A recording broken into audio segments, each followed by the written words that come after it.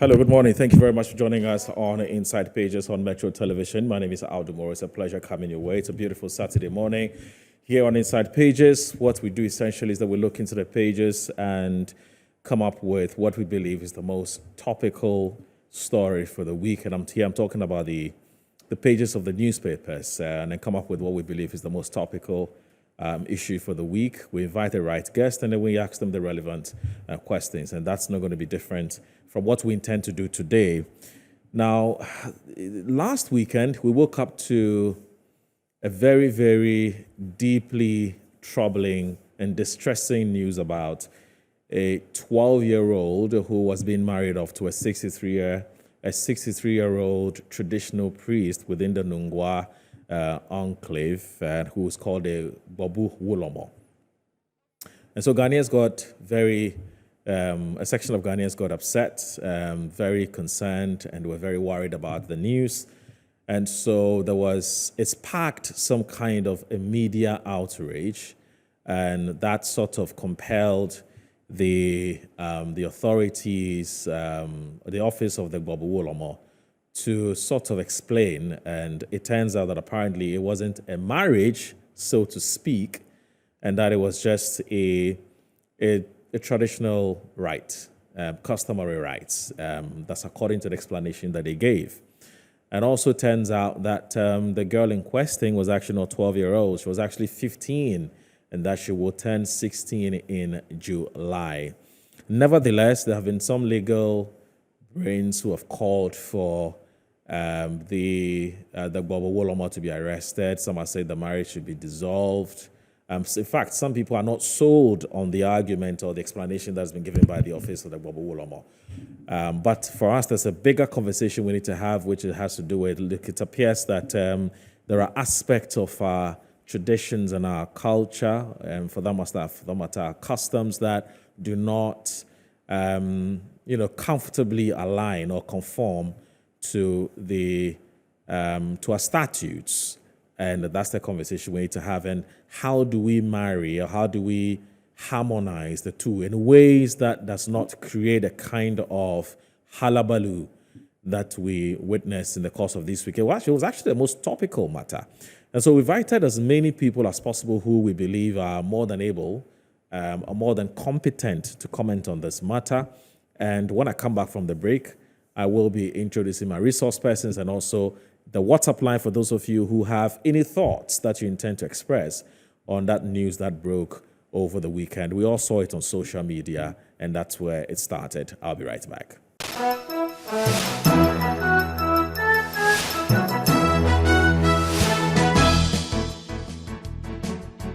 63-year-old Bobu Wulomo, Numo Bokete Lawe the 34th, has faced severe backlash after a video of him participating in a marriage ceremony with a 12-year-old girl, Na Ukrumo, surfaced online. The alleged marriage ceremony occurred on Saturday, March 30, 2024 at Nungwa and has sparked public outrage. Many advocacy groups have issued a statement condemning the act. One of the groups, Girls Not Bride Ghana, wants the police to arrest the 63-year-old Bobu Wulomo of Nungwa. So basically, they should do the needful, arrest the man, invoke the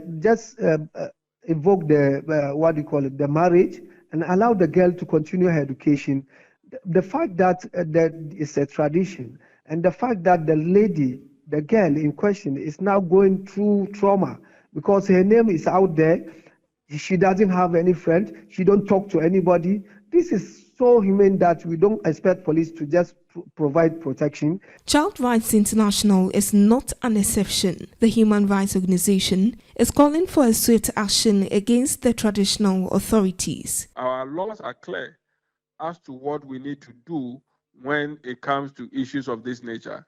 The first one is that the law is so clear that in any form of marriage that will be performed, it cannot be done on someone who is below the age of 18 years. Meanwhile, the Gandangwe Council, in response to the public outcry, has issued a statement indicating that the relationship between the traditional Ga priest and a 12-year-old girl is simply a betrothal and not marriage. Legal practitioner Martin Pebu, however, says although betrothal is part of the culture, doing so without the consent of the child is against the law. Section 14 of the Children's Act says that no person shall force a child to be betrothed.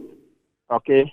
So the betrothal is a form of an agreement that a child is given out for future marriage. So there's an arrangement today that this child who is young, when I say this child, that's below 18, under the Children's Act, the age for marriage, whether you say customary marriage, engagement, or traditional marriage, or church wedding, is 18. There's no discrimination. Member of Parliament for Medina, Francis Xavier Susu, has described child marriage in Ghana as a worrying trend, adding that the 63-year-old Babu Wulomo and parents of 12-year-old Na Okromo must be prosecuted. So there is a duty on the Republic not to subject children to physical and moral hazards. How can you give 12-year-old, girl child to marriage? How? How it's unthinkable. The Ghana Police Service has confirmed that the 12-year-old girl Na Okromo, who is married to the 63-year-old Ga priest, has been identified and placed under police protection. Okay, so I think with relation to what the 12-year-old child is very bad. Why? And I think, like we said, charity starts or begins from the house. What are the core things that are being taught in the house?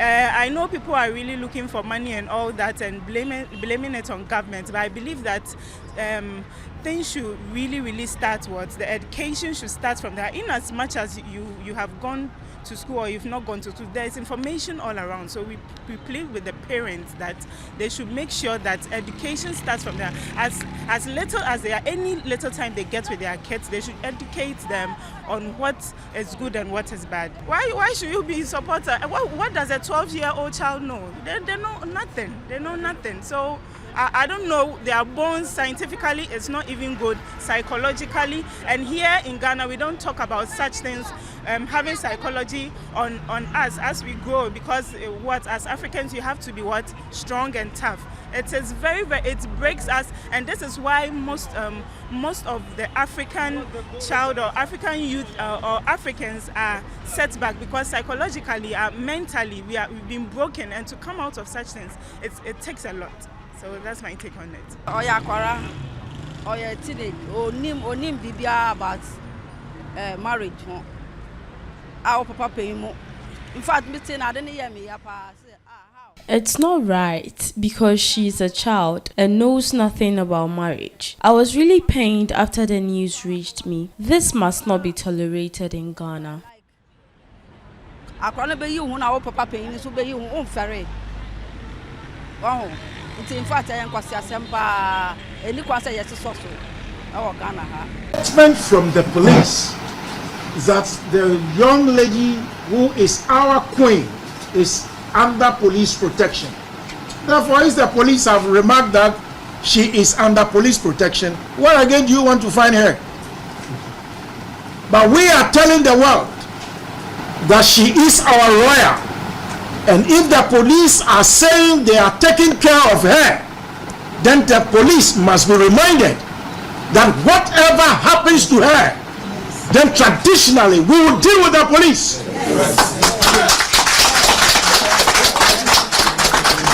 There are some information that we are beginning to understand. Like what? What information are you beginning to understand? For instance, it was out there that there was a 12-year-old girl getting married, but we have now understood and we know for the records we have that the lady is almost 16. Is 15. How?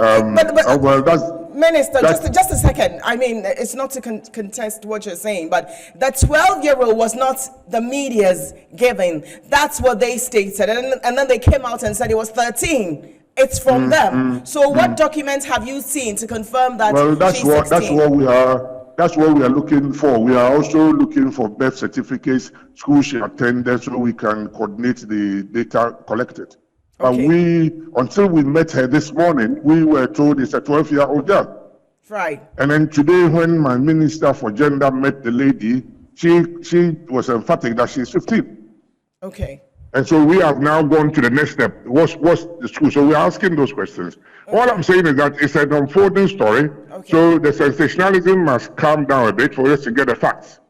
And the facts are that. Sensationalism from who? From the palace? No, from both sides. From the palace are eager to get their traditional rights carry on. We said, no, we can't do it until we protect the child. And I mean, even if is in 16 or 16, she's still a minor. Right. She's still a minor. She's still under 18. So for me, that is my number one priority. Okay. Is to make sure that her well-being is protected. She's in a secure environment, which we have done that. Okay. Where is she at the moment? Unfortunately, I can't disclose the location to you, which I know that I can't. She's away from She's safe, she's awake, she's eating, she's okay. We've checked up with her. The social welfare department are with her. But you see, that's a short-term solution. We cannot keep her in an isolated place forever. Absolutely. So we need to find a way to get her integrated back to the society. Okay. But not a society where we are not sure where she's going. Okay. So that's why I'm talking to the transition authorities to also understand and coordinating. So far, we are trying to get the bare facts. Tradition and statute clash. In modern democracy, statute rules. So the tradition must evolve. If it's a tradition that is taking us backwards, we've got to change it. Okay. And since I became a minister, we are looking at even the Chieftaincy Act and some amendments. They're gone at the past days when a chief dies and they say, oh, let's cut some hairs to accompany the chief to the other world. I mean, these days you can't anybody say it's murder, we arrest you. Right. So that is outmoded. So this one may well be one of them. Even if it's she's married to a deity, which I'm told that's what the other line I heard, that she's married not to a person but to the deity. And the deity is headed by the Ulomo. So people have concluded that it's the Ulomo who has married her. But you see, that is the version I've heard. But my other colleagues are picking up different versions.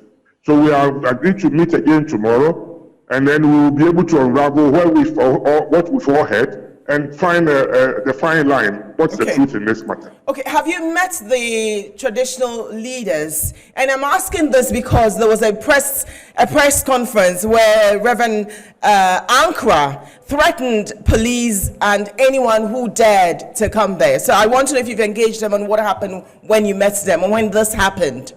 I met them and Ankra was there. Okay. Was it before or after those? It was threats? After those. I've just seen the video of the press conference by them, and the Ulomo himself was not part of it. Okay.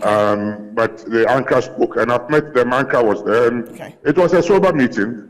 I didn't know this video; otherwise, I would have played it for them to answer me.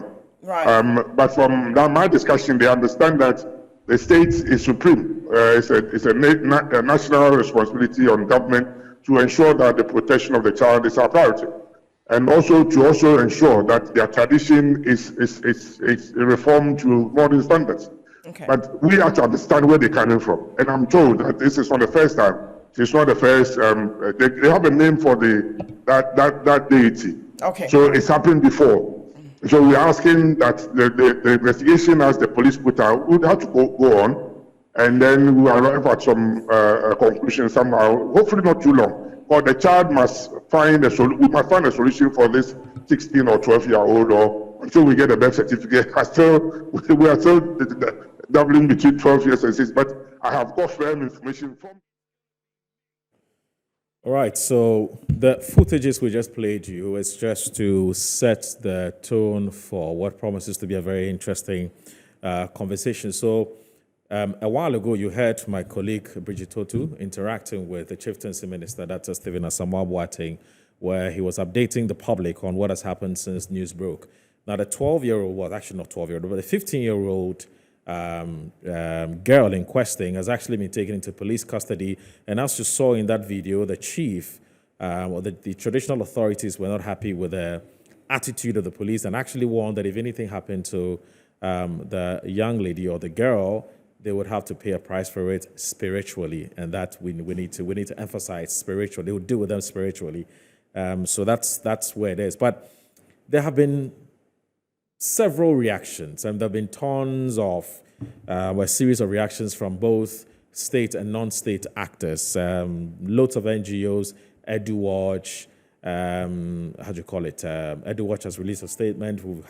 We've also had statements from the NCCE. We've had statements from different quarters, most of whom were actually expressing concern and condemning what had happened.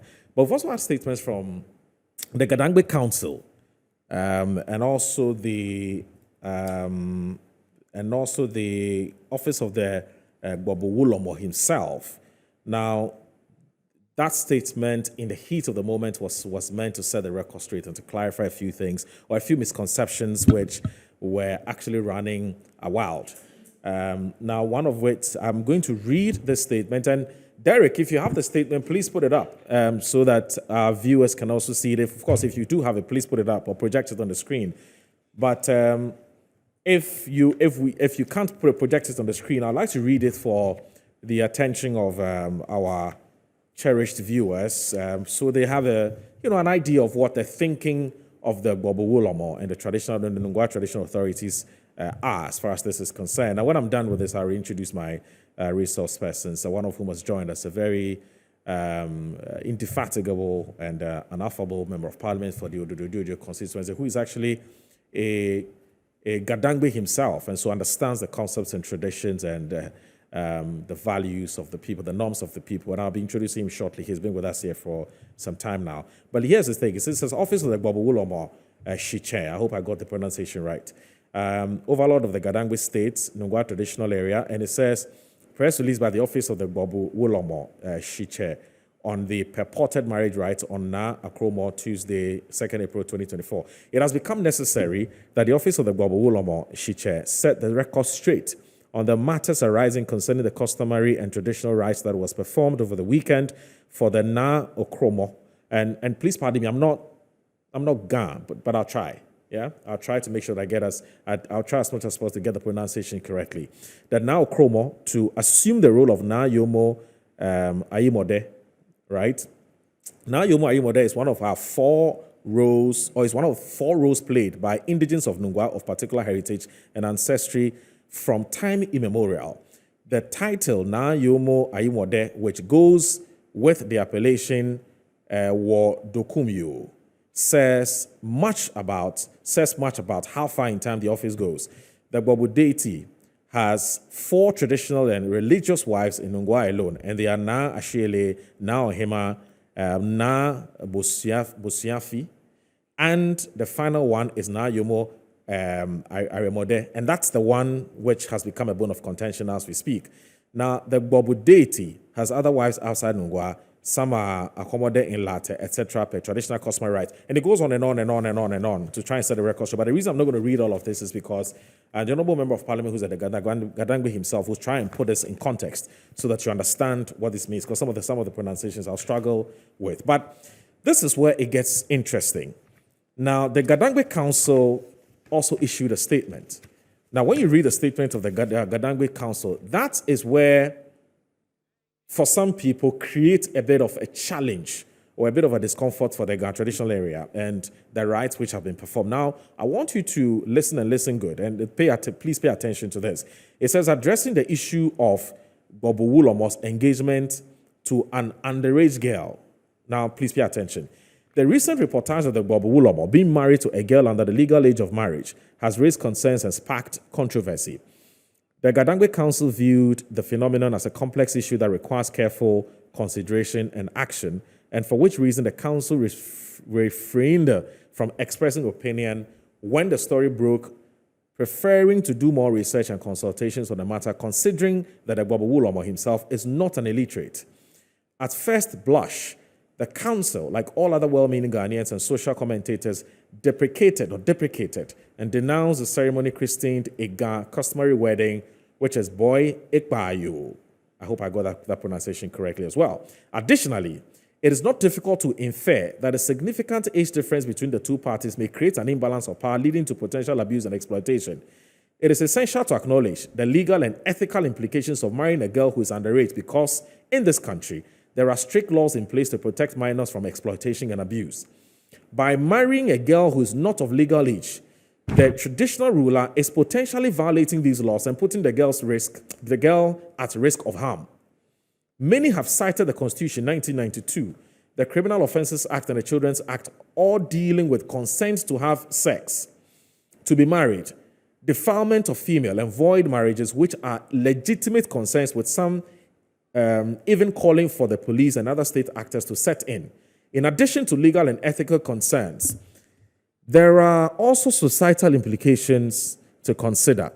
The traditional rulers' actions have reflected poorly on the Nungwa traditional area, as well as the Gadangwe community in general, giving detractors the opportunity to denigrate and make us objects of derision. The other concerns being whether, since the ceremony is part of the traditions of Nungwa, it should be respected and isolated or given immunity from state laws. That also the council finds problematic. Now, it goes ahead to say that further probing now this is what it gets interesting. Further probing has, however, revealed such occasions to exaggerate issues in order to create laughter and liven up the occasion, misled everybody present as well as the entire community to believe that what was happening was a traditional wedding. Okay, the council has engaged the Babawulomo himself and some of his elders, and it is important to clarify that the traditional ruler has stated that the relationship with the underage, you see, so he's not expressing an opinion. He's telling us that the traditional ruler, this is what the traditional ruler has told. And of course, if the man is lying, then it means the traditional ruler lied. Sorry, I mean, just for the purpose of, it's an academic exercise. I'm not in any way disrespecting, I have a lot of respect for them. But I'm just saying that if the traditional ruler did not tell the Gadangwe council the truth, then it means they're also not telling us the truth. But it goes ahead, it says, the council has engaged the Babawulomo himself and some of his elders, and it is important to clarify that the traditional ruler has stated, you see, that the relationship with the underage girl is betrothal, and not a marriage. Now, this distinction to us has altered the legal implication. Now, when I'm done with this, I'll also read to you the Children's Act, and Section 14, and what it says, and whether indeed the whether the Gadangwe Council actually addressed their minds to this express wording of that particular portion of the Children's Act. And that's where it gets interesting. It says,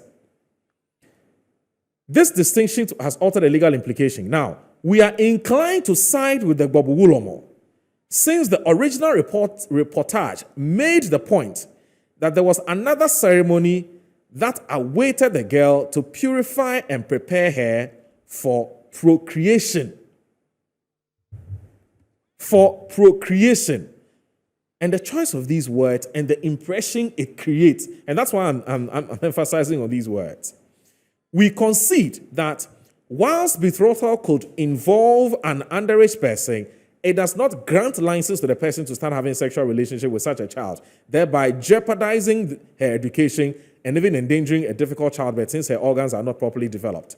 The Gadangwe Council calls on the Babawulomo to address the issue and mitigate the concerns surrounding the betrothal and to ensure that the girl's well-being and rights are protected and that her best interests, such as her education, are prioritized throughout the engagement process. She should continue her education until she reaches the legal age of marriage. And even marriage should not disrupt her education if she's still willing to continue. The Gadangwe Council also calls on the parents of the child to keep an eye on her and let her understand that notwithstanding the betrothal demanded by custom, she's still an infant and entitled to enjoy life and engage in youthful pranks like all others of her age. So, I'm going to repeat that. The Gadangwe Council also calls on the parents of the child to keep an eye on her and let her understand that notwithstanding the betrothal demanded by custom, what does that mean? I don't know. She is still an infant and entitled to enjoy life and engage in useful pranks like all others of her age. We hope that this statement will assuage injured feelings and let this matter pass. Sincerely signed, Honorable Ayikwe, who is the president of the Gadangwe Council. Now, Derek, can you project the Children's Act, Section 14, and what it says? And then we juxtapose that by what the Dangbe Traditional Council. What is interesting about this, that the man who actually appended the signature to this was a former Attorney General. I mean, the Venerable Aikwe, his a reputable legal brain. I mean, I don't think there's anybody in this country who would in any way undermine or would call his law or his appreciation of the law into question. And he says, as far as he's concerned, it is betrothal. And he doesn't find anything wrong with it. In fact, he sides with the Bobo Wulomo. That in itself is problematic, isn't it? Now, Derek, let's read what the Children's Act says. If you can project it briefly before I introduce my resource persons. And then we're going to read that and see if we can marry that or reconcile what the Children's Act says as against what is contained or what the Traditional Council has stated. Derek, is it ready? Good. Children's Act, 1998, Act 560, Section 1 defines who a child is. For the purpose of this act, a child is a person below the age of 18 years. Now, Section 14, refusal to refuse betrothal and marriage. 1, no person shall force a child to A, to be betrothed. You see that? To be betrothed. B, to be subject of a dowry transaction, or C, to be married. So, I don't know what I was supposed to read this again, but listen to this. Section 14, Children's Act is there, quite clear, black and white. Well, here in this case it's blue and some other color. But refusal to refuse betrothal and marriage. 1, no person shall force a child to A, to be betrothed, B, to be subject of a dowry transaction, or C, to be married. So when you contrast and compare the Children's Act, Section 14, which is, of course, Act 560, to what the Gadangbe Council, whose president is the learned attorney, former Attorney General, it then raises questions. It becomes very problematic. And I am very confident that perhaps the Honorable Ayikwe Otu's understanding, of course, maybe in the Ghana language, in translating what betrothal in the Ghana language means, is different from what the law says. That's one possibility. Or the second possibility is that he probably didn't address his mind to it. So that for me are the two possibilities. But we haven't spoken to him. We'll try and raise him on the line to see whether he can help us with some explanation on this matter. And then we can take it from there. However, let me say that I have the Honorable Neil Antivandapoy, who is with us in the studio. I'll be introducing him shortly. But before I do that, let me just say that if you have any questions to... so let me quickly do this. It's an extremely important correction that a very important, very, very significant personality has drawn my attention to. Police custody is actually police protection. Yes, it's actually police protection. It's not police custody. I sincerely apologize for that. And I want to thank this man who has sent me this message. A very, very significant person in this country. But of course, I don't have this permission to mention his name. It's actually police protection, not police custody. Thank you so much. So police protection by their social welfare unit, that's extremely important. Thank you so very much for drawing my attention to this. So I'm saying that the Venerable Ayikwe Otu's statement, and I'm going to read that portion again, and I don't get it. The council has engaged the Babu Wulomo himself and some of his elders, and it is important to clarify that the traditional ruler has stated that a relationship with an underage girl is a betrothal and not a marriage. Wow. Anyway, so that's what we have. But when you read Babu Wulomo's statement himself, he doesn't talk about a betrothal. He talks about, it says a marriage, it's a customary marriage. So we'll take it from there. Let me welcome the Honourable Member of Parliament for the Jojo, Rene Lativanda, for the purpose of this, I'll say Neil Lativanda Boy. He said today he's here more as a Gadangbe, a proud Gadangbe member, and not or citizen, and not a member of Parliament per se. He's not a politician today. Good morning, sir. Thank you very much for joining us. It's a pleasure having you, boss. Right. I'll also be joined by somebody who is... your microphone was actually off. I'll also be joined at some point. Yes, good to see you, boss. Thank you. All right. So I'll also be joined by Nana Fredio Ajumain Ufariata, who is also a communications consultant on traditional matters. He will also be joining us shortly. But let me quickly do this. Before I speak to Lawyer Bright Akwete, who would help us navigate our way around the legal nuances of this matter, let me say that there's this video which I'd want you to watch because it would help us put the conversation in its proper context. Now watch this video.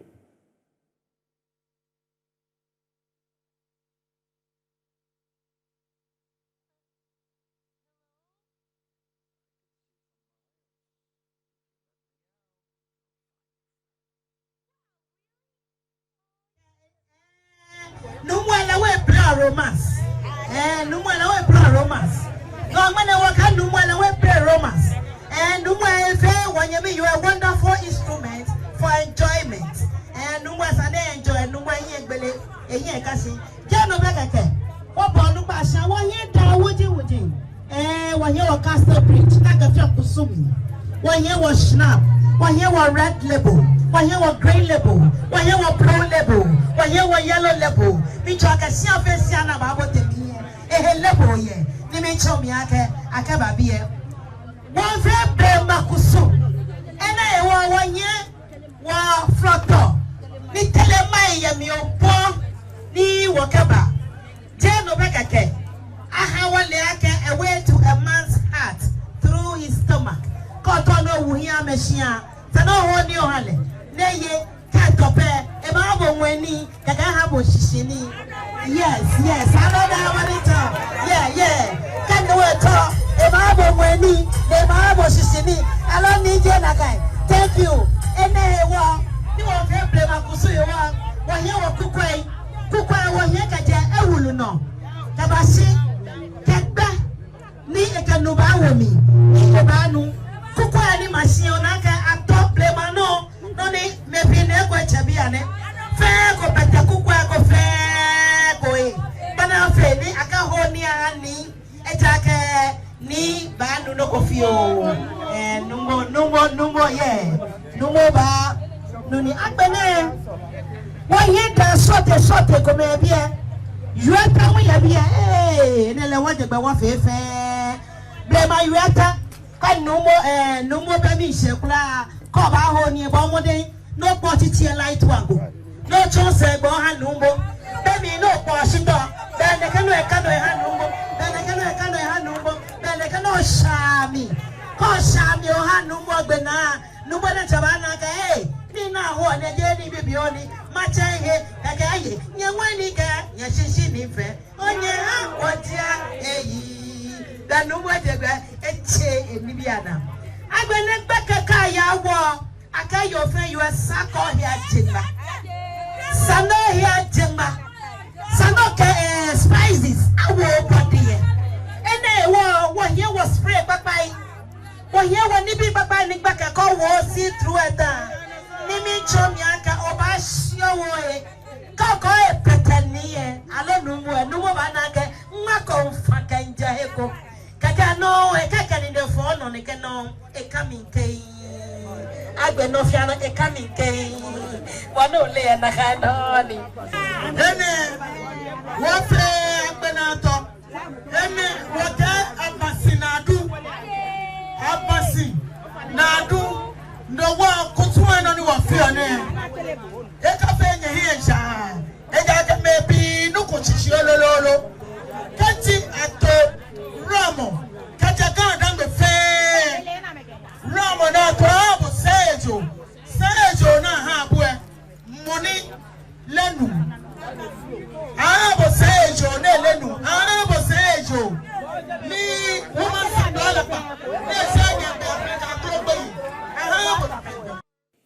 All right, so welcome back. You saw the MC for the occasion and how she was appellating, the kinds of things that she was saying. And typically, these are not things that are said at a customary rights event. I mean, these are things that are said typically at proper marriages. If you're not somebody who speaks the Ghana language or understands the Ghana language, she said quite a bit. She says quite a lot of things. That she has duties she needs to perform. She needs to make sure that she feeds the husband she feeds the husband in all the ways, necessary. I don't need to be specific about it, but you know exactly what I'm talking about. They have perfumes, they have panties, they have this for her, they have that for her. And, essentially saying that she drawing her attention to what he expected responsibilities are, or what is expected of her as the wife of the of the deity, of the stool, or of the chief, depends on how you want to look at it. So these are things that a lot of people feel cannot, by the stretch of any imagination, convince anybody that this wasn't a marriage ceremony and that it's a customary, it's just a simple customary right. So that's why we had to play that video. Let me quickly say that I have somebody who's a communications consultant on traditional and customary rights, or customary and traditional matters. I'm talking about Nana Fredio Ajimai Oforiata, who's joined us. Good morning, sir. Thank you so very much for your time. It's a pleasure having you, sir. My privilege. All right. Now, let me also say that, let me quickly do this. I need to speak to the Honorable Honorable Bright Akwete, Mr. Bright Akwete, who is a private legal practitioner and a Gandangwe himself. Unfortunately, his line has dropped. We'll try and get him back online for us to help us, with the legal aspect of this matter, or the legal nuances of this matter. And so once we get him back on the line, we'll speak to him on this matter. Now, we had initially advertised that we were going to have Nibote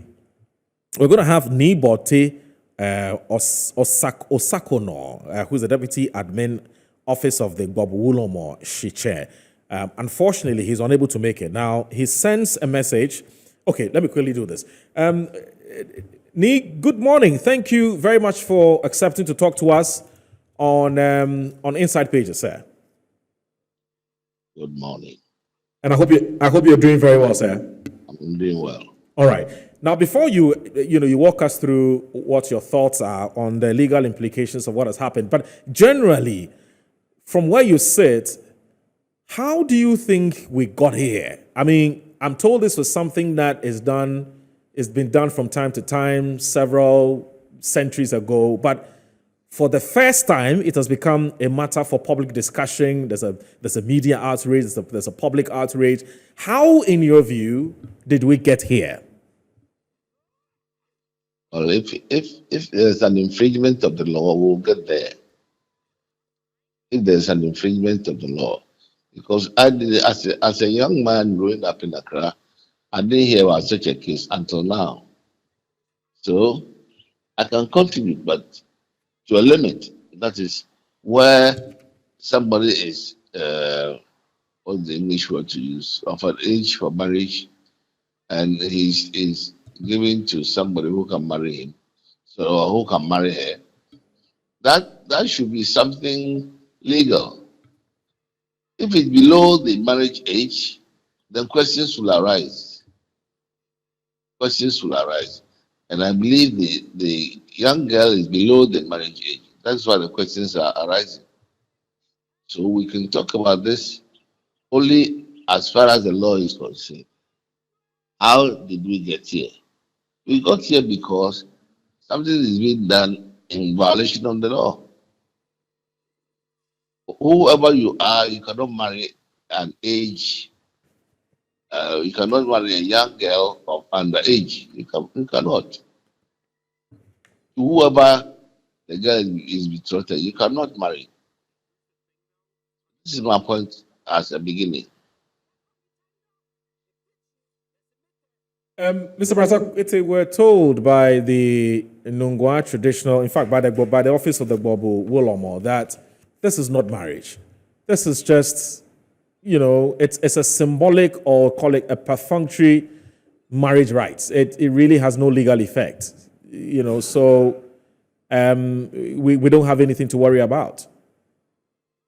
If it has no legal effect, the girl should not be affected. The girl should not be affected in any way. She should have a liberty to move on and go and choose a partner, or for a good partner to choose her, and not for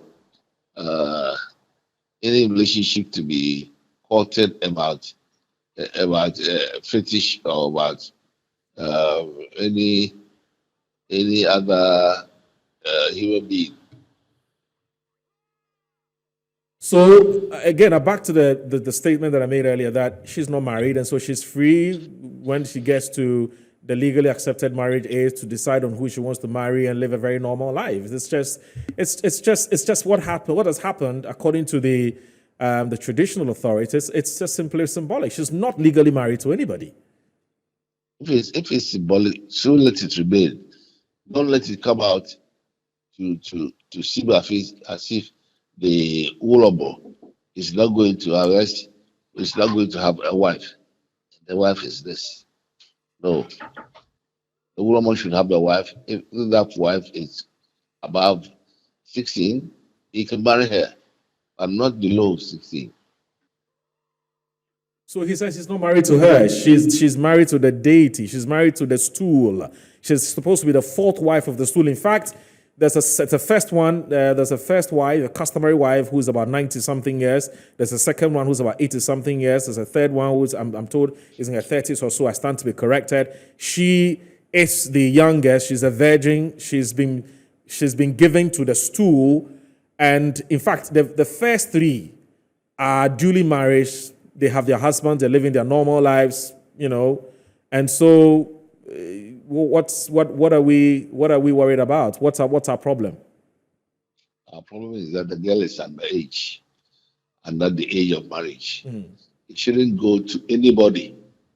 Leave her. Let her have her liberties. Let her choose whoever she wants to marry. Nobody should impose anything on her. Now it is an imposition, and we don't want this imposition. In Ghana, there's no law backing imposition of marriage. Anybody on anybody. Do I get the impression, Mr. Bright Akwete, that as a Gadangbe, you've never been aware of these customary rights where people are not necessarily legally married to somebody? It's just a symbolic event. You're not aware, and have you always held this position that don't do it because somebody can argue that it is marriage, strictly speaking, so don't do it? Or this one is because the lady, the person is in question is an underage person? I have not known this type of marriage or any other kind with a deity. Deity, who is a deity? She wants to marry, she should go and marry within the woman given to her by the deity, or allowed by the deity to be her wife. Deity, she's a deity.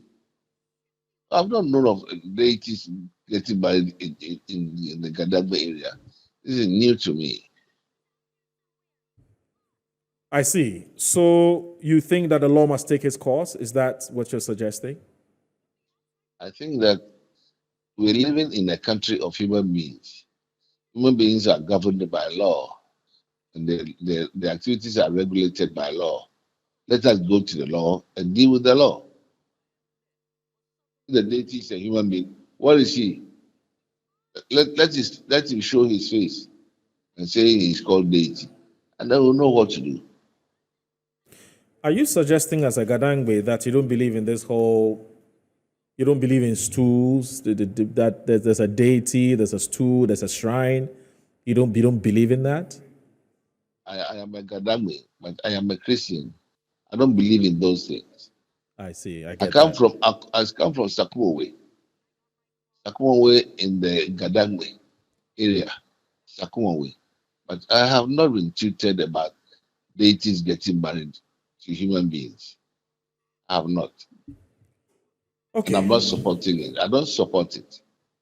All right. Thank you so very much, sir. And I would want to thank you so very much for your time. Thank you so very much, Mr. Bratakweti. It's a pleasure. All right. Mr. Bratakweti is a private legal practitioner, Gadangwe himself, and we thought it was interesting to speak to him because, first of all, he's a Gadangwe and also a private legal practitioner, and so we thought it would be interesting to pick his thoughts on what he thinks, because there's a view that there's actually a clash between our traditions and our laws, and so I just thought he would be able to help us navigate that, and how some people feel that it's time for us to harmonize it so that we don't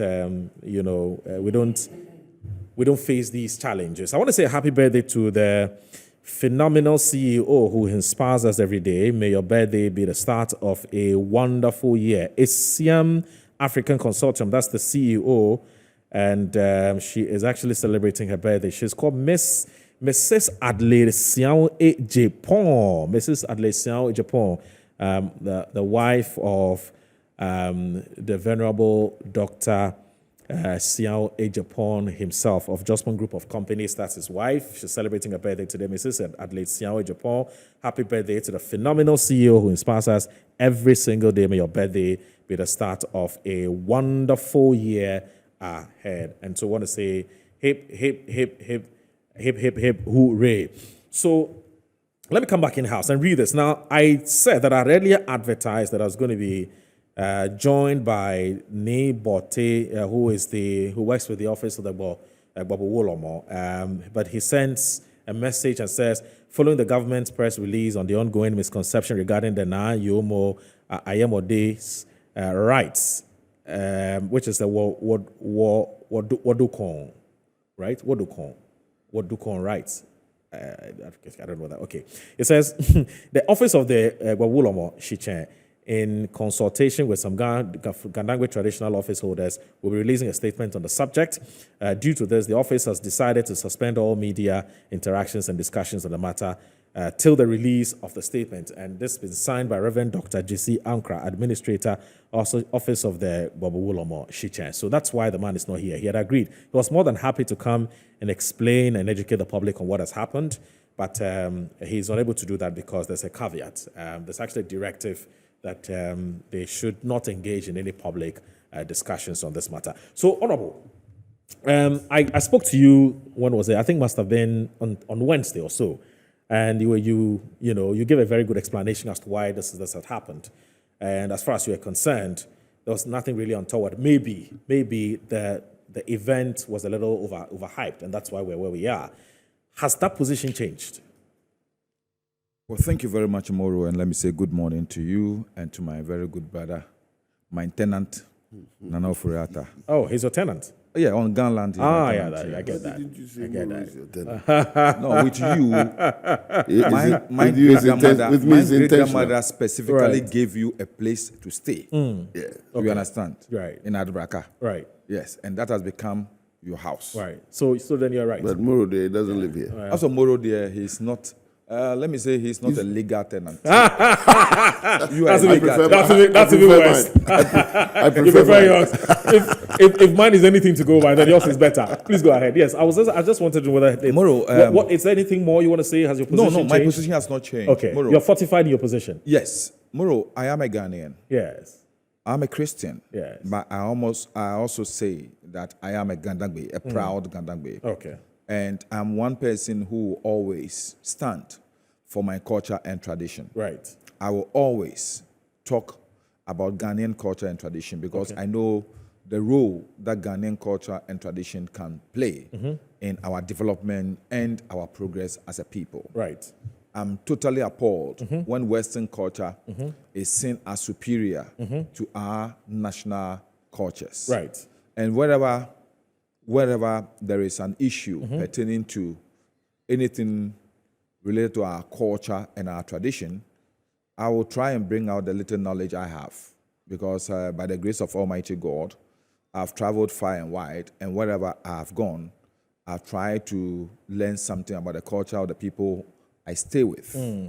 So if it's about Ashanti culture, I will. It's about Achim culture, I will. Yeah. It's about the Bono culture, I will. It's about the Northern culture, I will talk about the knowledge I have. It's about the Ewe culture, I will. What is happening now in this country is the tendency for people, and sometimes I become a bit frightened when very educated people, knowledgeable people who are supposed to do a contrast between modernity and our culture and tradition, sometimes think that because of where we've gotten to as a country and in the world, we should bury those things that make us different, that make us very, let me say, unique as Ghanaians. We should throw them away, dump them in a dustbin. I would never agree with those people. Look, recently when the people of Great Britain, England, were inaugurating King Charles, did you see the stool he sat on? True. Did you see what was under the stool? Rich display of culture. Thank you. If you go to Scotland today, the Scottish have still maintained the culture that their great-grandfathers had. Yes. Today, up to today, one of the most important people in the world, the Dalai Lama, still dress and appear. Tibetans. Yes, in his natural Tibetan culture. That's true. You understand? Just this week, Senegal adored their new president. Did you see the culture and tradition of their people? Right. So any country that loses its culture and tradition loses its identity. Absolutely. And strictly, I can say, what is affecting this country today is the erosion of our traditional and cultural values and family systems. Right. This has taken a lot from us. When I was growing up, society and our culture and tradition checks almost everybody. The chiefs, the office holders, traditional office holders, opinion leaders, family heads, fathers, mothers, children. The child need not sit in a classroom to know what he is permitted to do and what is not permitted to do. You understand me? True. Today, we say we are living in modern times. And so people can even dress anyhow and appear at any ceremony and they think they are okay. Yeah. That's why you see guys dressing, dropping their pants. So basically, we're losing identity. Yes. You see women dressing, showing their pants, their beads and everything. People think that they can be nude. Yeah. If we were living within our cultural setting and still believing and upholding our culture and tradition, I swear to you, we will not have any discussion on the issue of pornography and the issue of nudity and the rest on our various media platforms. Right. It's because we are losing what makes us unique as a people. Right.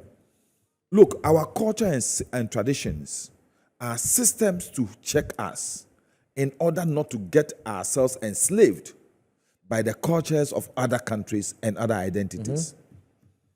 Today, even our political system is affected by the decisions of politicians and also within our judiciary to relegate the issue of tradition and culture to the background. Yeah.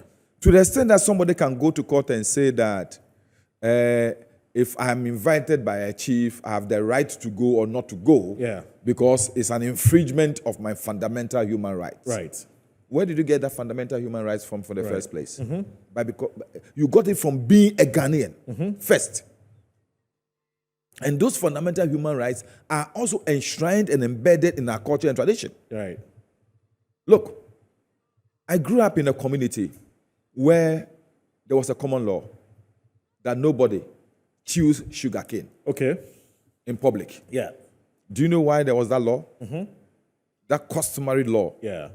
Because our elders knew that if all of us should walk around and chew sugarcane and throw it around, we will be what? Littering the community. True.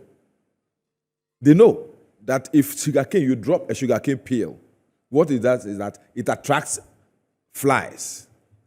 You know, so all these things are, you call them like cultural laws or customary laws, but then they were meant to protect ourselves. Yeah. Why do we have a situation whereby if you go to the Brown Afro region, for example, anywhere the river tunnel passes, you don't go for fishing in those areas, you don't farm in those areas on specific days. Why is it that among the Ghans and the coastal areas, you don't go to fishing on Tuesdays? Why is it that in certain areas, there are certain forests or certain groves that people are not allowed under any circumstance to farm or to do anything around there? Yeah. You understand? Today, we've allowed so-called modernity or civilization, and we've trampled upon these things. So we are having effect of environmental degradation. We are having effect of depleting of our foliage and fauna. And we don't seem to understand that, look, all these countries that have developed, the Asian tigers, they develop within the context of their cultural and traditional values. Okay. Chinese laws are basically traditional and cultural values. Japan, the same. Korea, the same. Even in the United States of America, go to Native America settings, and you know the things that they do and the way they dress and the way they communicate. So it is important that we look at what is happening as another way of so-called intellectuals in this country, so-called civil society, so-called people who think that they are more educated than some of us, to further erode part of our culture. Moro, let me say this. Whatever happened in Nungwa has happened. But I will want to take it from this angle. What happened is not strange. And I'm utterly surprised that my senior brother, my very good friend, Mr. Bratakwete, says he had never seen this culture before. Yes, he says he's never seen something like this. Maybe he didn't grow up within our community and settings where our culture and tradition are well practiced. Maybe he talked about where he grew up in the Jowulus and this thing here. He was never brought to the community. He was never brought to the traditional homes to see what. But me, I grew up with my great-grandmother. I grew up with my grandmother. My great-grandmother being a Northerner, I grew up with her. My grandmother being a Dangbe, I grew up with. And I grew up with my grandmother, who is a Ga. So this is not new to you? No. And I've witnessed many. And I say that this thing is not peculiar to girls.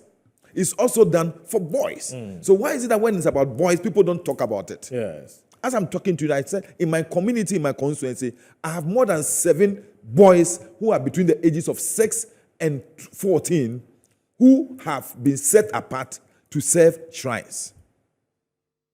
They go to school, all right? 2 of them I know, very young. Nana, they go to school in their traditional attire. The teachers don't sack them from the classroom. They are permitted to sit in the classroom. They do everything just like any other student. They play with their colleagues. Their colleagues have accepted them. They are in the class. They have the education. Last time talking to you, you mentioned the former AMA PRO. Yes, Numo Blafo. He told you about this. He grew up from, he was set apart from the age of 6. And he went through his education up to GIJ and have further education, his master's degree and everything, being a traditional priest. Your service to a shrine or any traditional authority does not prevent you from pursuing whatever personal and private academic laurels or achievements you want to have. That's why all of us raise the issue of the discrimination against those Rastafarian boys who got admission to Achimota School. Do you think that is their religion? That is what they are born to. Why is it that girls can be set apart to be nuns of the Roman Catholic Church from the age of about 6? Boys could be set apart to serve in the Roman Catholic Church from the age of about 4, 5, up to the time they die, and no one raises a question about it. What's the difference? What's the difference? That if a girl of 6 years, 8 years, 12 years could be set apart to become a nun in the Catholic Church from her infancy till she dies, she will not be allowed to marry, she will not be... If she could have that, why is it different that Na Ayemodele cannot be allowed to serve her shrine, to serve her deity, if she so pleases. Nobody is forcing her. Nobody is putting any pressure on her. I've sent you a video of the girl herself enjoying, happy with what she's been through. Yeah, maybe she doesn't know what she's doing. Don't tell me a Ghanaian a 15-year-old. A 15-year-old. And you think she's that not fully aware of what she's so we can parade 15-year-olds to go and play for the Ghana national team as footballers. And we think they don't have knowledge, they don't have any sense of their own. But that's why she's. You can have a 10-year-old. That's why she's an underage. You can have a 10-year-old to compete for the United States of America in gymnastics at the Olympic Games, and you think she cannot think? But she's an underage. That's why she's a minor. Please, minor. She's a minor because assumption is that she's unable to take certain decisions for herself. Olympic Games is not for minors. So the parents will take the decisions for them. Olympic Games is not for minors. Olympic Games are for people who are representing a country. Yes. So if you think a minor can represent a state, a country, why can't they take a decision as to who they want to be with? Yes. But you see, here's the thing, Honorable. These traditions, just a second, sir, I beg you. These traditions are important. I agree with you. Mm-hmm. But don't you think that these traditions must conform to our laws?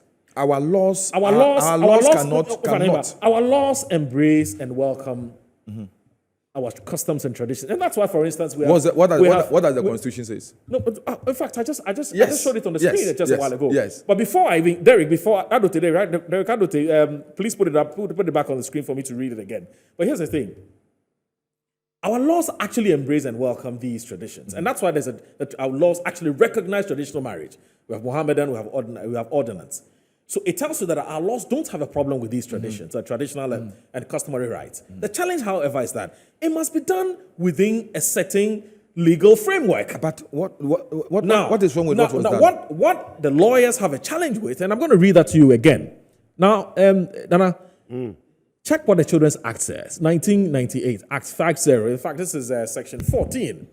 Refusal to refuse betrothal and marriage. And it says, no person shall force a child. Thank you. A, to be betrothed. B, to be subject of a dowry transaction. Or C, to be married. Was now forced into marriage. No, it's assumed. It's assumed because she's assumed. Not, no, because so she's not 18. Assumption. No. She said she's not 18. Oh, please. Once you're not 18, the assumption is that no one you did this under duress. Listen. It said no one can force a child to be betrothed. Yes. So the qualifying word there is forced. Is forced. Or compelled. Was she forced? Okay. Was it compelled? 2. And I'm going to do this. I beg you. Just before you go ahead. 2.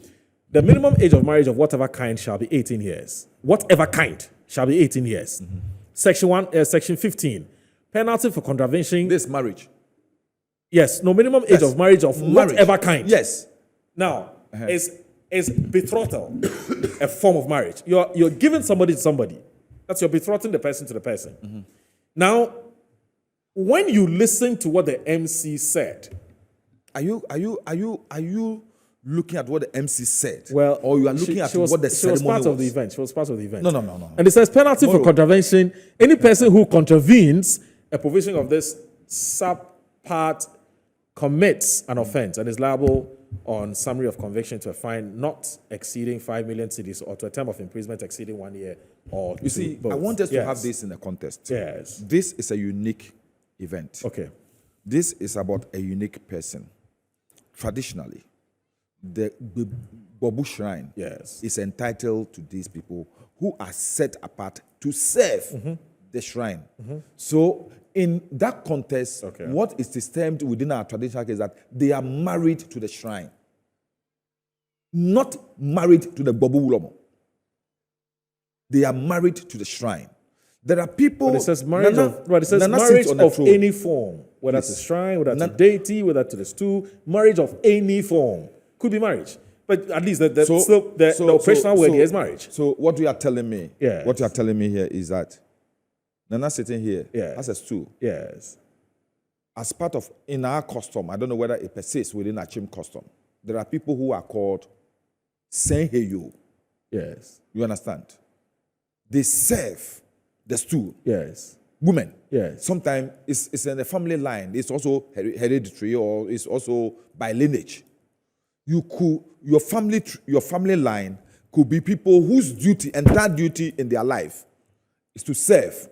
Some of them prepare food for the chief. Some of them even bath the chief and the queen mothers. Then I'm lying. Yeah.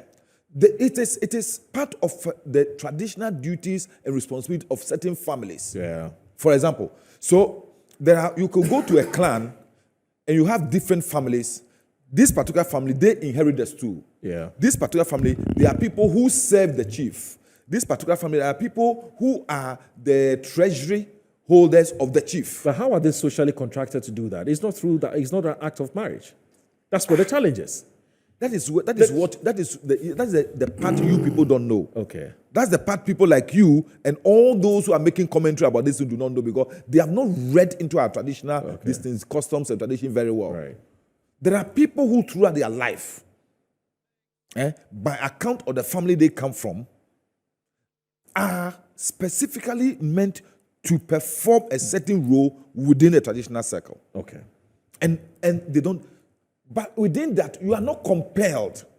So, for example, if my family, we are supposed to be washing the feet of my chief. Yeah.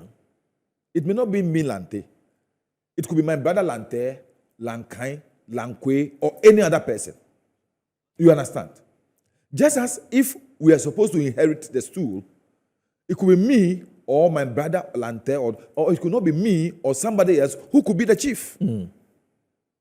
So if Naaye Modele, for example, her family have the right to inherit the Nungwa Queen Mother's stool, and at age 6, she was selected to be the Queen Mother of Nungwa, and she's been groomed,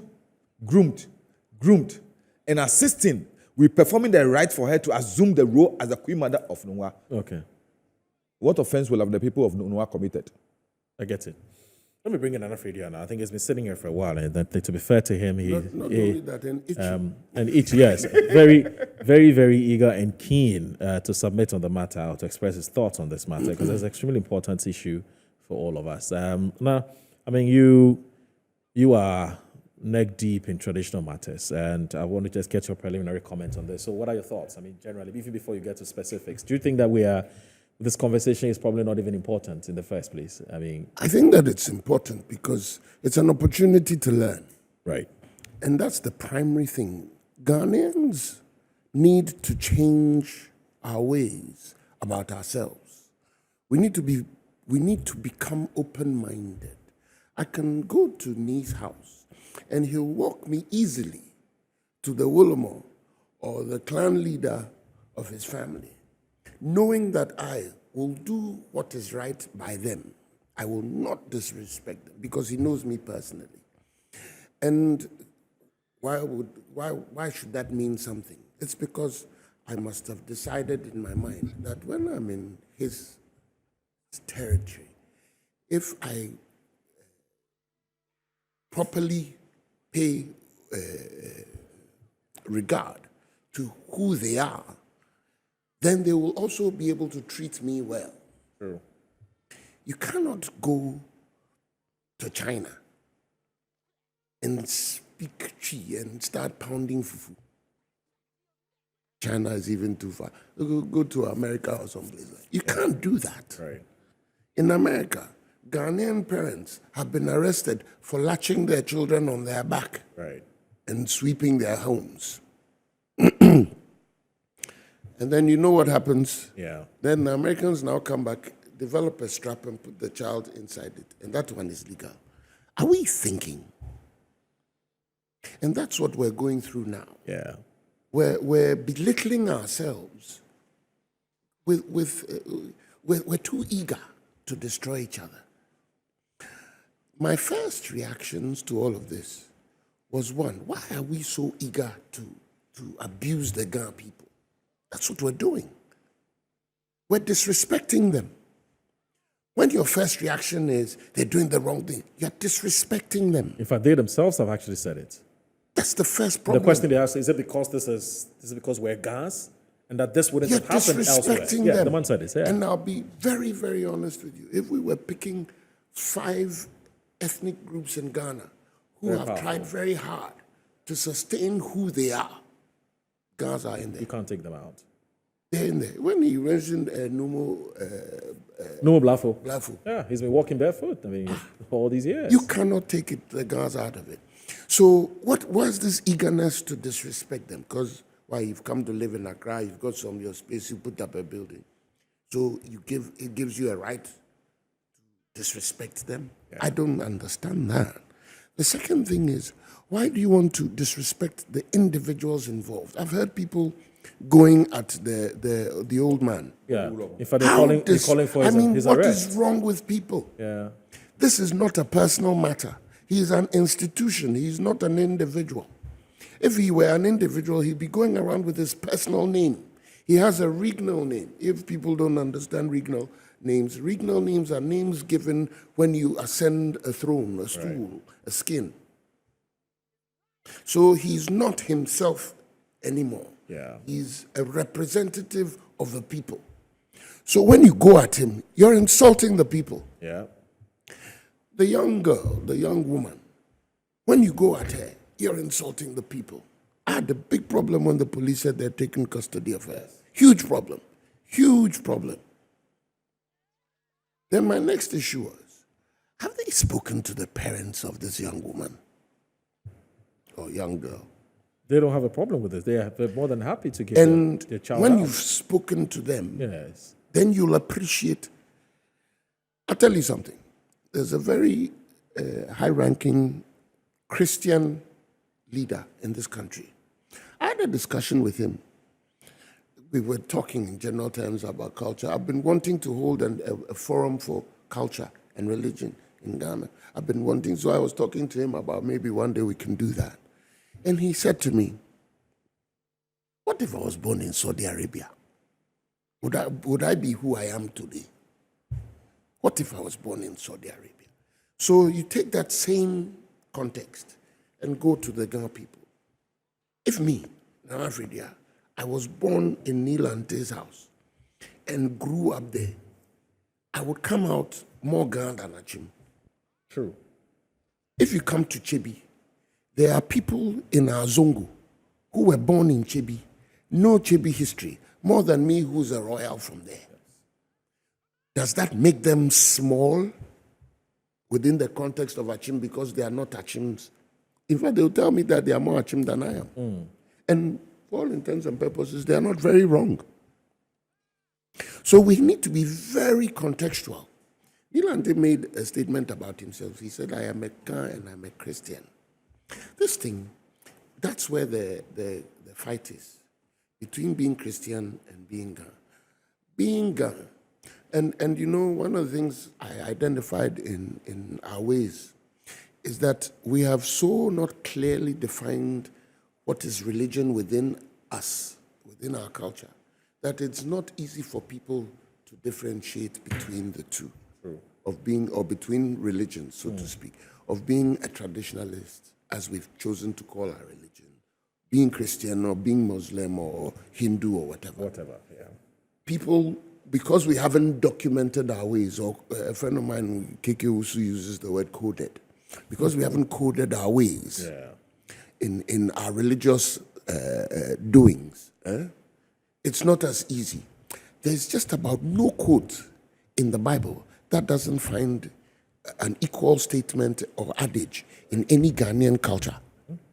There's no principle in the Bible, the Christian Bible or the Quran, that does not find its equal statement in any Ghanaian ethnic cultural setting or traditional religious setting. Right. But the difference is, I don't go to a book that says, this is Achim religion, and so this verse, that chapter, this, we don't have it. But it is lived.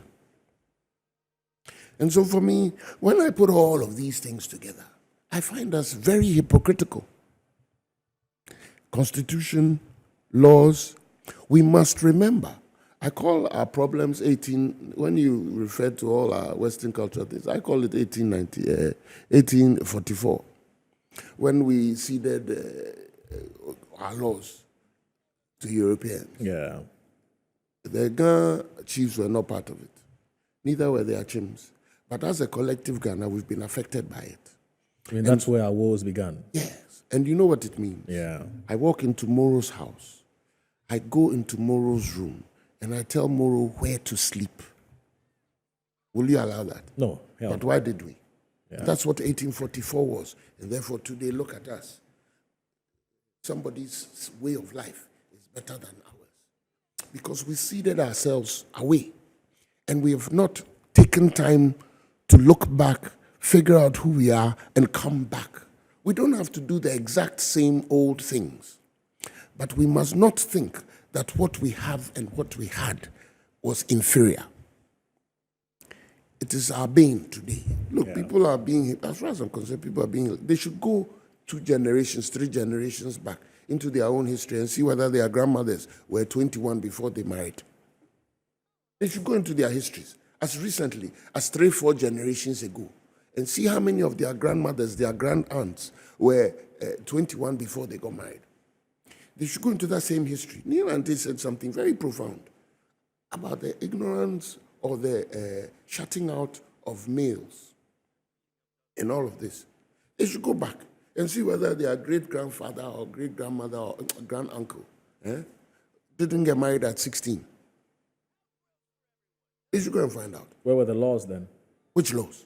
We had laws. And that's my point. It is not illegal in our system what has happened. I just read the child.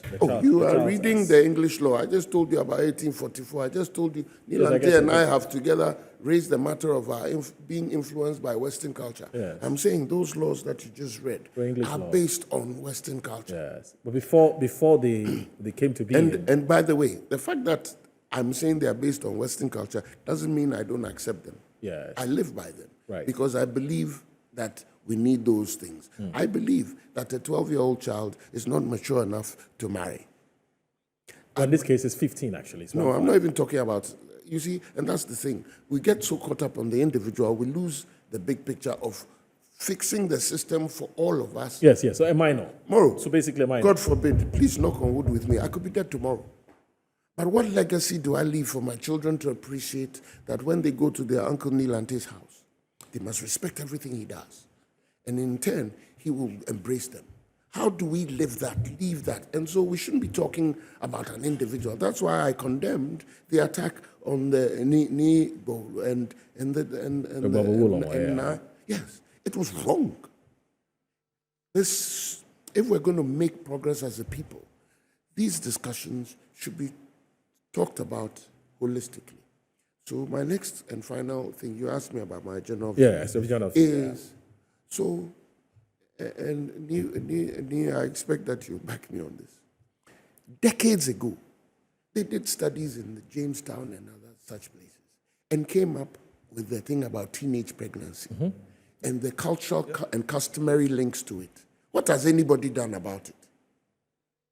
Today it's still there. What has anybody done about it? Why are we being hypocritical? We're nitpicking? That's what we're doing. We're very emotional. We get caught up. Oh, LGBTQ, let's sign it. The reality on the ground, we don't deal with. Let me not even veer into this LGBT. Let's stick with this thing. I'm saying, let's stop being hypocritical. The reason you cannot kill the Jamestown thing that I've just raised is because you're not dealing with it from their perspective. When you deal with it from their perspective, you reach them. But if you deal with it from outside coming in, why you teenagers having children, you will not win. That is why we are not able to deal with that. So as far as I'm concerned, is it a sin in Jamestown? No. Interesting, because that's a very important. No, that's a very interesting point. While I know the laws, some of these practices that we're frowning upon are things that have been and people have identified them. They're still happening. They're there, and we're not able to kill it because we are dealing with it from the wrong perspective. Yeah. If I go there and I say that it is wrong for a 13-year-old to have children, yes, that's not the approach. The approach is modern times, modern days. Certain things are happening. We've discovered certain things. We need to appreciate that. This child has more potential if we allow her to grow to this stage and become this person. This is what will happen. You don't go telling them you are wrong. You Yeah. lose. And that's why we're losing. And this battle, it has been lost. How can it be lost? The child is a social protection of the police unit. Oh, it hasn't changed anything. But the traditional rulers are not happy at all. Of course they are not. That's what I'm saying. It hasn't changed anything. In 10 years' time, it will happen. I'm telling you. So, you see, if you take this the wrong way, Neil Ante is telling you he's lived this all his life. Neil Ante is older than I am. I believe so. And if he's lived all his life through this, with this kind of language and attitude, it won't work. And I side with the recognition of who they are. I side with how they want to do their things. What I think they were short on. One, don't be over-infatuated with social media and overexposure. There's a reason why when I go into the stool house, I don't take cameras with me. There's a reason. You see, you don't overdo it. Neil Ante asked a question. Did you see what King Charles sat on? Yeah. Did you see what happened to Elizabeth? And that's what you can call her now because she wasn't queen anymore. Yeah. When they were putting her body underground, they stripped her of everything. Yeah. You see, we need to think through things. We should not act as if, look, the fact that you went to class 1, class 2, to form 5 does not make you the smartest person on earth. It doesn't. And the fact that you have a PhD, and 6 of them for that matter, does not make you know who the Ga people are, who the Achim people. No. Well, until you submerge yourself and respect the people. Right. To add a little to one another. I beg you, before you come in, let me just do this. Before you come in, let me just say that to those of you who want to join us, join the conversation, you're free to send us your message. Join us via WhatsApp on 0249 155 646, 0249 155 646. And here let me say a very good morning to Auntie Edwina of Adenta news site. You're watching the show. Thank you very much for, I'm sure you're watching with your husband as well. I know he's also an ardent watcher or viewer of the show. I want to say a very good morning to Mr. Kwashi himself. Anyway, so that's the WhatsApp line 0249 155 646. I'll take a break. When I come back, I think you want to say something briefly? A quick one, and okay. I believe maybe Neil will endorse what I'm saying. All right. There's a caveat to everything that I'm saying here. Okay. The fact that I say that I appreciate what they're doing. Yes. Doesn't mean that I want my 12-year-old child. Yeah. But that caveat is important. Because I'm sure somebody who's watching will say, oh, listen to this and man. They shouldn't think that it's a contradiction in terms. Yeah. I get it. It's not a contradiction. No, it's a very important caveat. Because, look, I won't be surprised somebody say, what is this man saying? Will he allow his... we have to take a break. Otherwise, so that when you're flowing. I don't want to interrupt you because, I like listening to you. I just wanted to throw something so that we think about. Okay, before we take a break. Ask ourselves. Okay.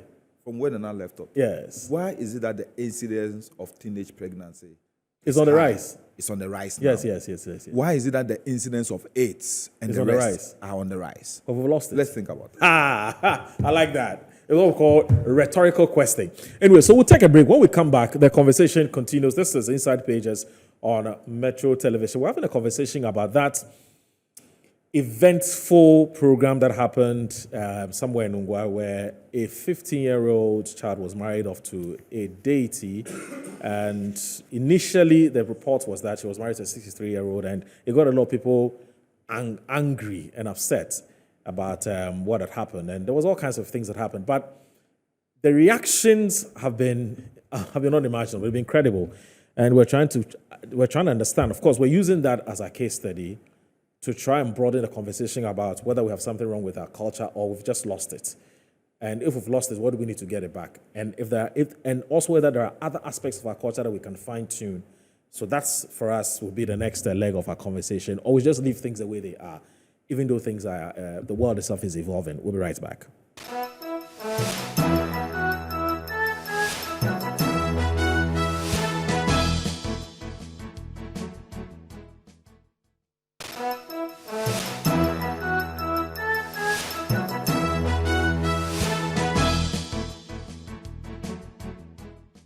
All right, welcome back. This is Inside Pages on Metro Television. It's about it's actually 27 minutes to the top of the hour. And at 9:55, the show will end.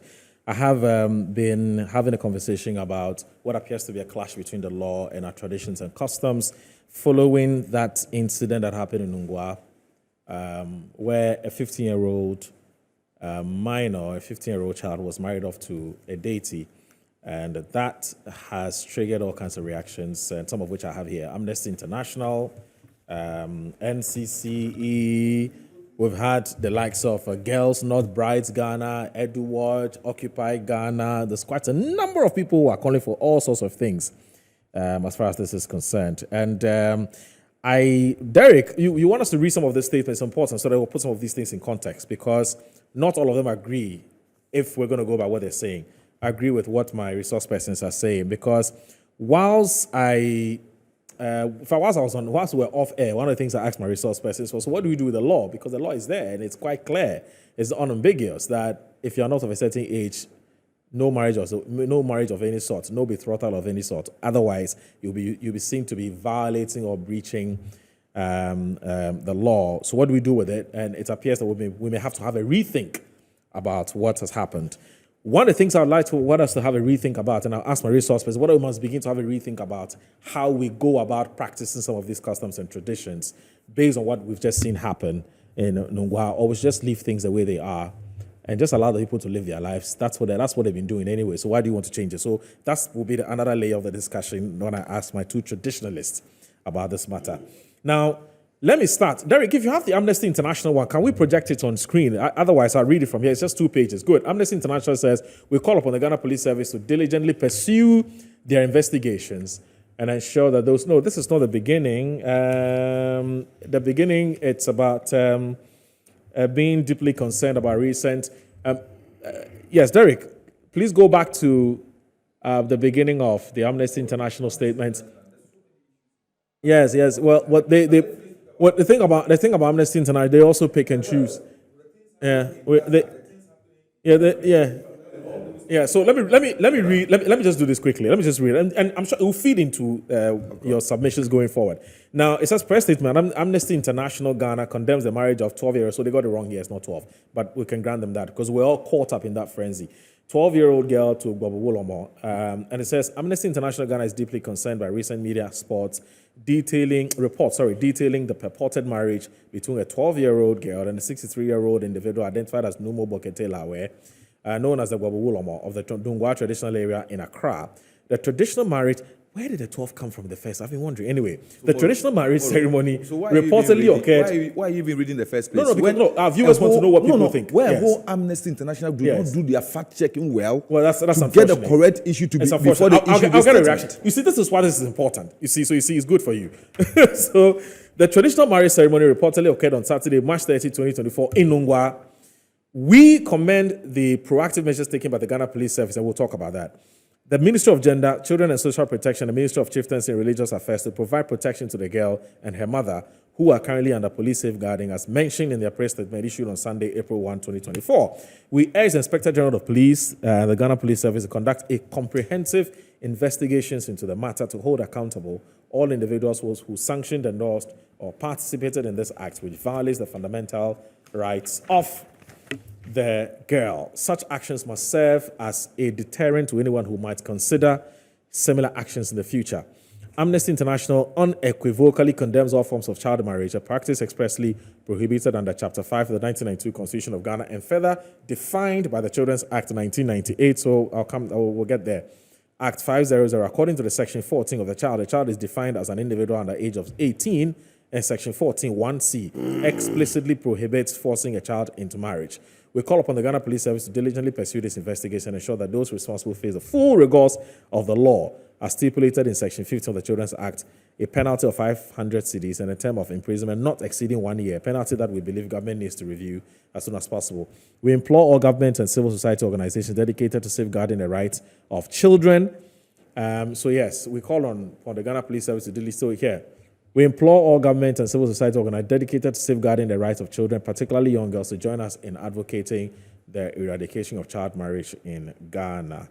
It says, Ghanaian law acknowledges customary marriages, but firmly rejects the practice of child marriages under the guise of culture or tradition. It is imperative to halt traditional practices that infringe upon the rights of young girls, hindering their ability to fulfill their potential. Instead, we must uphold the principles enshrined in the laws of Ghana and ensure the protection of all children's rights, both domestically and international. So that's what they're saying. There's also NCC, but I'm not going to read that now because we don't have all day. So please, let's come to the issue about, so what do we do with the law? The law is explicit, and as you heard me read, can I ask a quick rhetorical yes, question? please go ahead and do How that. old was Jesus when he first preached? Thank you.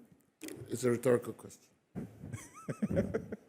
What is that? What was that meant to achieve? Jesus What's was a the child. objective?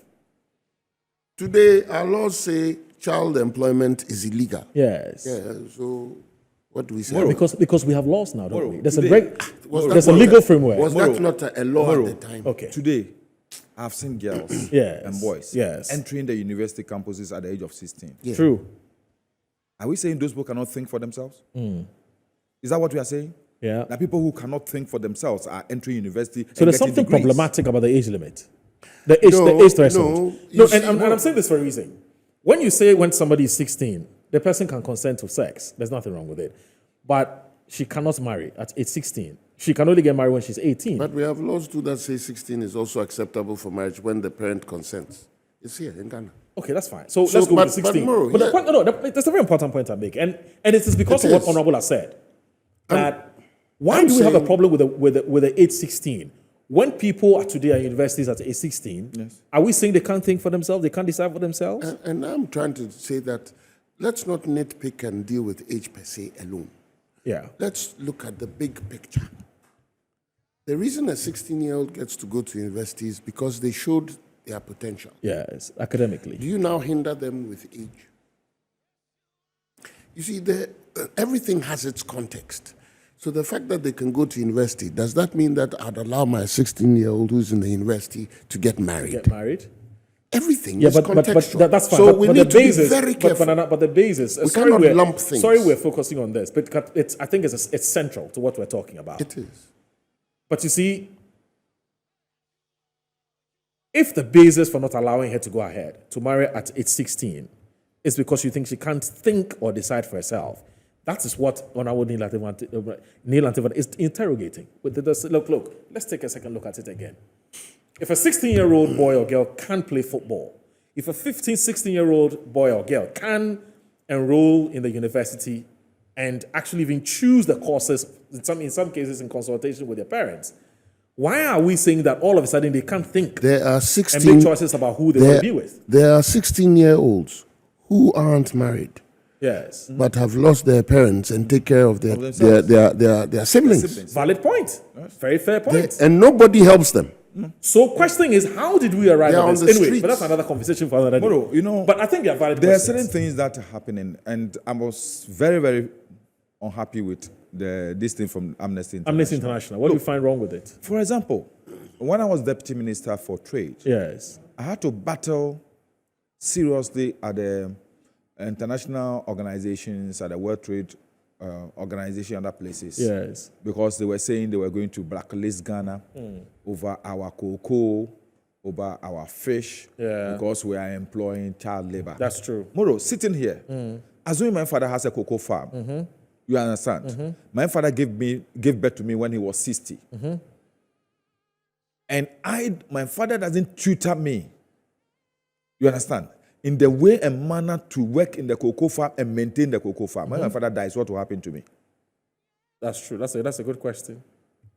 If my father had a fishing vessel or a canoe and all those things, and I'm the only boy of the family, if I don't learn the art of fishing, when my father dies, how am I going to take care of my siblings? Yeah.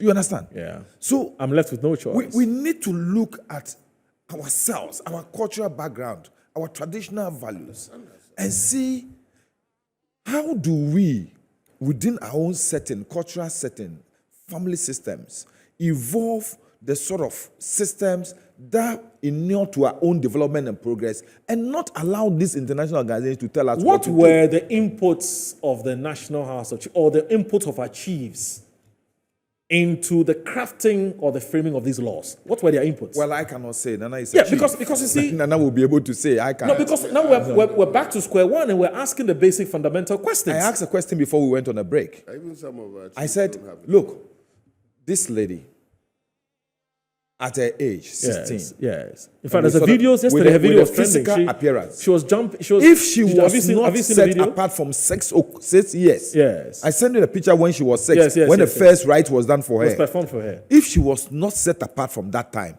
I am sure by this time she'll have been abused. And right. Nobody will say anything. Nobody will say anything because there are 14 years, 13-year-old girls around who are carrying babies. Yeah. You understand? Yeah. But because she was set apart at age 6, she's been protected by the cultural and values of our system, the traditional law. Up to this time, we have virtually allowed people to kill our cultural systems, traditional value systems, traditional things we do to protect ourselves. So today, they say depot is not good. Yes, it's wrong. Depot that used to protect our girls from venturing into doing the things you are not supposed to do when you are not yet an adult. Yes. We say it's not good. Yes. And then we go and stand in churches and fight promiscuity and fornication. Are we a hypocritical society? Okay. But I already highlighted 2 points as far as I'm concerned that show our hypocriticalness, if there's a word like that, hypocriticalness. But you see, a double standard. Yes, it's just a double standard. Yes. I keep asking. I said, go back 3-4 generations ago, if you know your family history, and find out who your grandparents or your great-great-grandparents were. Yeah. And whether you can now point to yourself and denigrate yourself the way you want to denigrate the Ghana people. Yeah.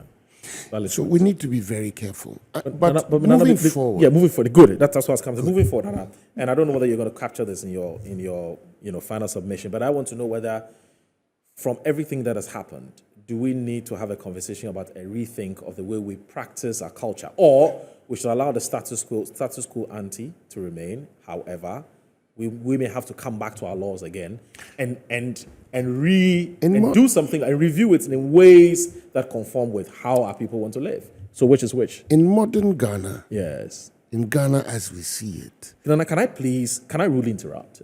I'll crave your indulgence. If you say rudely, then yes, I think we deserve one sheep. I beg you. You may have to wait during yes, I beg you. As for this one, yeah. You admitted it. As for this one, yeah, I beg. So good morning. Some people have sent a lot of messages. I think to be fair to them. Now, good morning. David Obing from Adenta says, have we ever wondered why literature on religiosity, morality, and spirituality has not been exhausted by academicians? He's asking a question. And it says, researchers don't engage custodians of the culture or research subjects, hence a lack of conclusion or understanding on these matters. I think you sort of attested to that, but not, yeah.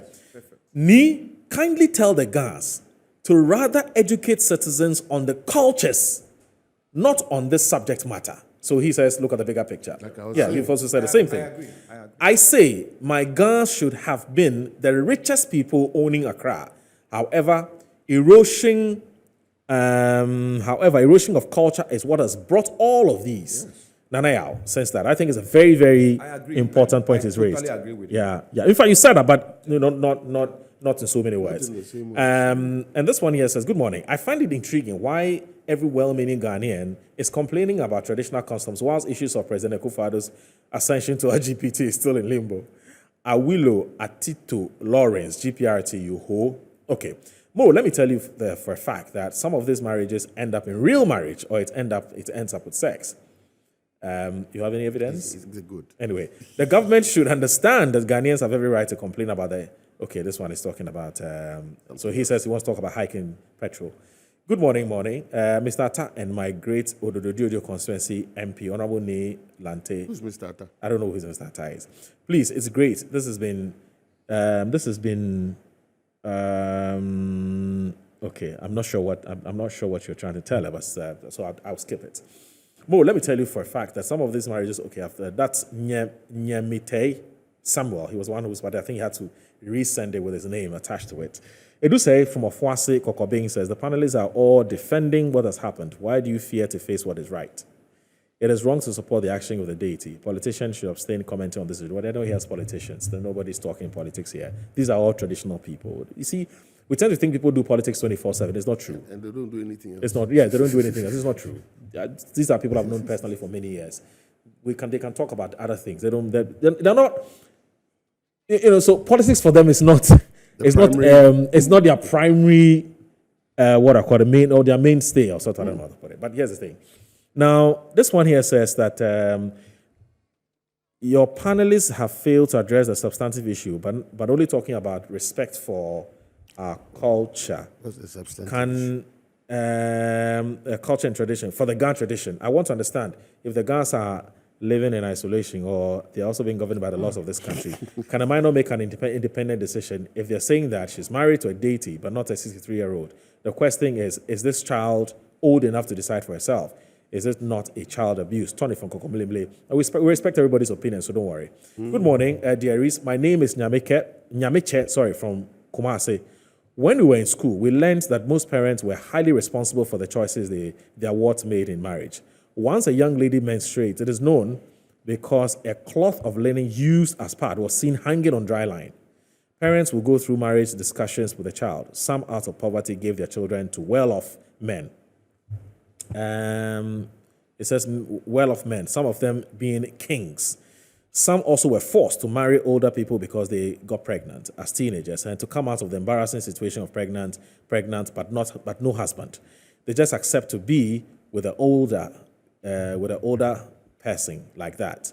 I strongly believe that whether tradition or law, both are tentative subjects to change to bring a better development of human life. It said, note, marriage requires maturity in body, social, psychological, and emotional, financial, and the ability to handle and solve issues. A child may have a womb, but the organ has to mature before it can accommodate fetus. Okay. Our culture needs to be respected, accepted, and adhered to as Ghanaians. I don't understand why when it comes to Ga culture and traditions, people always want to attack. But in the Islamic Muslim culture and customs, a 13-year-old girl is allowed to marry to an older person and living as a third wife, but we don't talk about it. The Prophet Muhammad was allowed to marry a 9-year-old as his third wife, of which we're now practicing it as Muslims, so they should allow the Ghans to respect their culture. Samabuatin Dankwa from Kumasi Asokwa. This one said, it's my first time watching your program. I must say it's a great one. I couldn't agree more with your resource persons. Very insightful thoughts. I'm not Ga, but our traditions will not be scrapped. If we should go by the arguments of these organizations, then all traditions in Ghana will be thoroughly scrutinized. And I bet you'll lose more than half of our traditional and cultural practices. I am Lola from Amasaman. I was really disappointed in Otinto, the Sempe Manche, for attacking the Wulomo and the Nungwa people. He should apologize to the people of Nungwa. I feel the crapping man were big ups, Honorable Neil Ante. Somebody says they feel you are. Anyway, Botte from Nungwa says they should make it clear to us that a girl can marry any man of her choice when she's of age to marry. But they've said that time and again, time without number.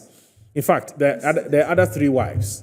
Yes. The customary wives of the chief of the deity are married. They have husbands. They have kids. They all went through the same process. Yeah, they're living their very normal life. So Anyway, Kojo from Ajengara was the one who sends that. Who says no, that one was on Botte from Nungwa. Hello, Moro. Please check your reference to the Children's Act Section 14, as it doesn't prohibit betrothal. The law only forbids a betrothal where the party who is a minor is being forced. He thinks that emphasis must be laid. Kojo from Ajenga. That's what he said. Well, okay, I've heard you. But in fact, Honorable has said it time and again. But just that I didn't agree with him, but that's fine. Good morning to you and your guest. I'm Kwesi Kumase. Respectfully, I do not support the fact that a 12-year-old or 16-year-old is betrothed to or married to a deity. However, tradition is tradition, culture is culture, but culture isn't static but dynamic. Did you watch the burial service of the Queen of England where a ram was taken to the funeral grounds for sacrifice? Have you watched the burial service of the Queen Mother of Joabing in Ashanti region of Republic of Ghana, where a teenager in his appellations requesting the chief to hand over anyone who misbehaves to him, executioner, to slaughter, and it says, where a teenager, please let us be mindful of the way we condemn our tradition, especially when it's about female, but pay lip service to such issues when it's about male children. You know what? My 10-year-old boy told me that he wouldn't be in the class of the boy because he will kill him. Let's constructively criticize our culture, tradition, and values as a people, for that would make us unique. My warmest regards. And finally, John says, can you go to the Ashanti region or elsewhere and interfere with the traditions? This is a disrespectful act against the Gans. The issue is not handled properly at all. The authorities must use wisdom in the issues of this nature. I'm not sure I can read all the messages. There's just too many. And most of you are raising some very cogent arguments. We respect that. So in 2 minutes, it's going forward. You could probably publish a book with your messages. Yeah. That in itself is a collection of thought. Right. That's true. That's true. But going forward. Moro, it's unfortunate that your time is running out. I keep asking the question, the Dalai Lama, who Ni referred to earlier, was he not a child when he was appointed? What brain for managing a people did he have? We need to be very contextual about a lot of these things. When I said that I won't allow my 12-year-old child to marry, I want everybody to put it in the context of when I raised the issue about that Christian priest who said that what if he were born in Saudi Arabia? If in my house, my mother's house, an ancestor of mine had submitted to customs such that they said that in this house, a child will do X, Y, Z. By the time I'm grown up and occupy the positions that I occupy, I'd so appreciate it that I'd apply myself. So we need to be very respectful and contextual. Somebody was complaining about we're not dealing with the substance. We have dealt with the substance. You want to nitpick on the matter of age, on the matter of whether they've done it right or wrong. And our response to you is that you are not dealing with the matter the way it should be dealt with. If you truly want even your thoughts to apply to the people. I get that. First of all, start off from where they operate. As far as going forward quickly, I mean, there's so many things that need to be discussed. But I think that Ghanaians I think that we should let's start from the top. As far as I'm concerned, government should structure our cultural institutions very well. The state cultural institutions must be structured very well to appreciate every ethnic group in this country and what they do. We should code things so that as we evolve, we appreciate where we came from. 2, there's a need for those involved, like our traditional leaders, to assert who they are and appreciate it. A lot of our traditional leaders are themselves easily swaying because they think it's a matter of the times. But you see, there's nothing wrong if you change, but with rationale. Sticking to the original principle so that things work out for us. It is because we've lost those principles is why Ni was able to list all the shortcomings we face now. And I'll add things like our water bodies. This Galamsey problem. Trees being cut haphazardly. The upbringing of our children. Youth problems. They are all linked to these problems that we've caused ourselves. Our disrespect for who we are. That's true. When you tell a young person, my sons, you can never convince them otherwise about who they are, where they come from. Because from the get-go, I imbibe it in them and tell them who they are. And Moro, just to wrap up, and at the risk of sounding like I'm bragging, I'm here, one, because you invited me. Yes. And I believe you invited me, one, because you've known me for a while. Absolutely. Beyond the politics. That's true. That's why you didn't mention any politics. That's true. I've held the position as the first chief of staff to the Ochin. I did it for 3 years. This year is my 25th anniversary as his Asumkahin, basically means senior advisor. I also hold a second stool as Chebi Chidompeni, which means that in my house, my mother's house, there are 2 black stools. I hold one of them.